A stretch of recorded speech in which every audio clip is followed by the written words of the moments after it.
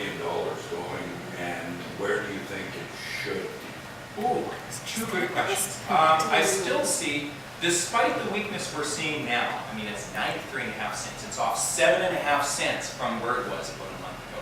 I think that weakness is temporary. I think it's involved with the volatility we're seeing in Europe. Sort of like with crude oil, I think that the weakness we're seeing now is not going to last. And I do see more upward momentum for the Canadian dollar kind of in the medium term, the next six months to a year. Probably back above par once everything settles down. The reasons for that is the fundamentals of the Canadian economy are very, very solid.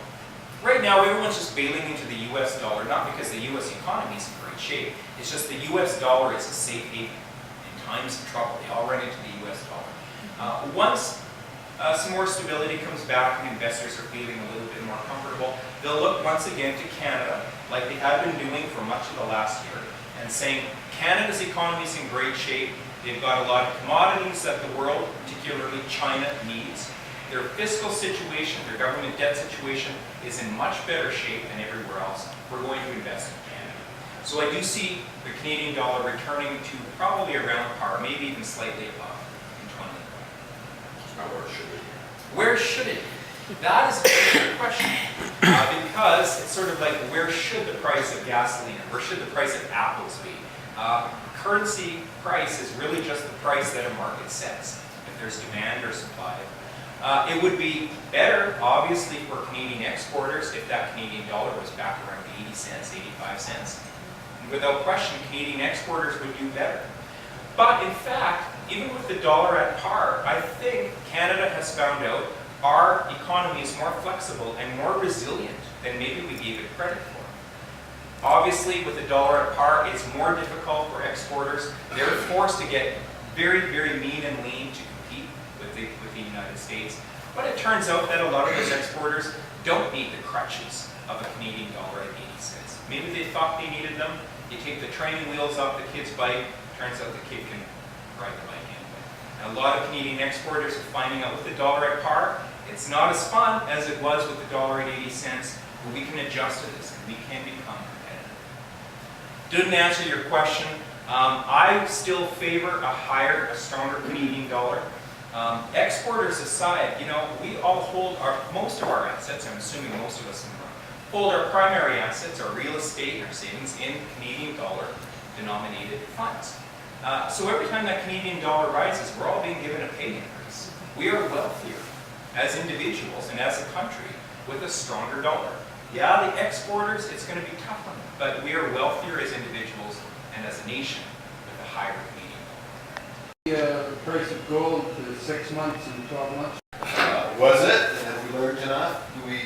Are there places where we should be going, in your opinion? That's a really good question. I was grappling with that very same thing. In fact, I wrote an article for the Globe and Mail. It'll be in the paper Monday. Holiday Monday, they put it in. I don't know. No one reads the paper on Holiday Monday.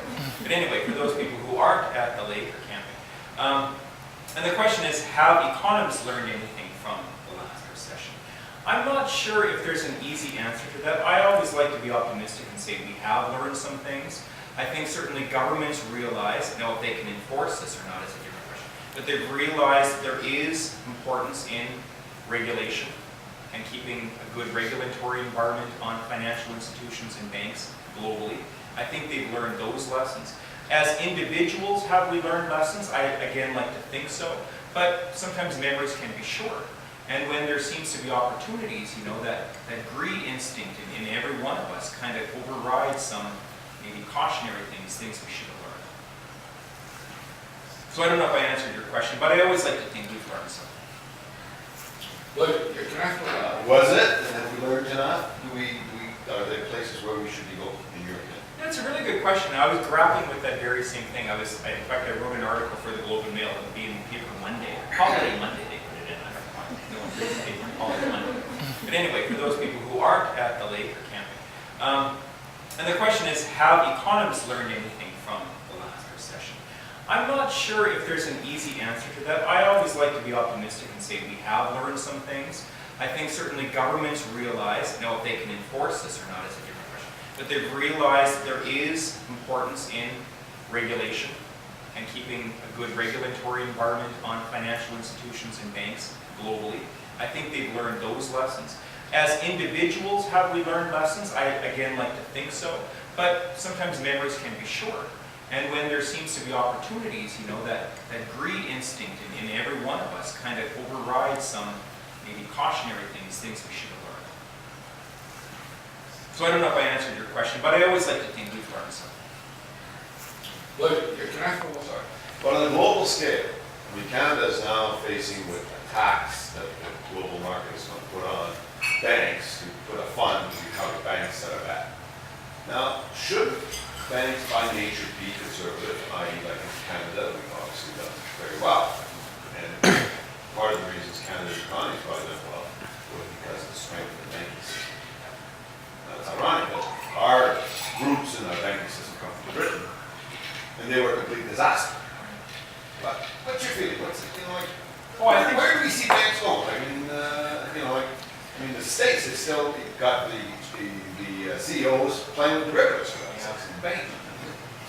You're absolutely right. The conservative banking nature in Canada and the regulatory system has absolutely saved Canadian banking, and it has been one of the biggest reasons why the Canadian economy came through this recession relatively in better shape. The banking sector in the United States and in Europe, because of higher tolerance for risk and less regulation, that's the path they chose to go down. Now they've got a big mess to clean up. Canada has been leading the charge against the international tax on banks. I think Canada is absolutely right in this. We're joined by Australia, China, and Brazil, and India in the lead against it. The United States and certain large European countries are the ones pushing for this bank tax. I think the bank tax would be a silly way to go. The idea is that a tax would be applied to all banks that act internationally, including Canadian banks. And this would be set aside, the money raised from this tax would be set aside in a specific fund that would be used to bail out banks in future bank crises. And to me, this is like saying, well, banks are going to fail and we're going to see spectacular crises in the future again anyway, so why don't we put some money aside now? Rather than saying, why don't we put into action a regulatory regime so we don't see these kinds of bank crises like Canada. So it'll be interesting to see how Canada, we are the host of the G20 meeting coming up next month in Toronto. As the host country, we do have a little bit more influence on the agenda. It'll be very interesting to watch what comes out of that meeting if Canada, China, and Australia are able to sort of persuade the rest of them, including the United States, that a bank tax is the wrong way to go and that a better regulatory environment. So I don't know how it's going to play out, but you're absolutely right. Canada's conservative banking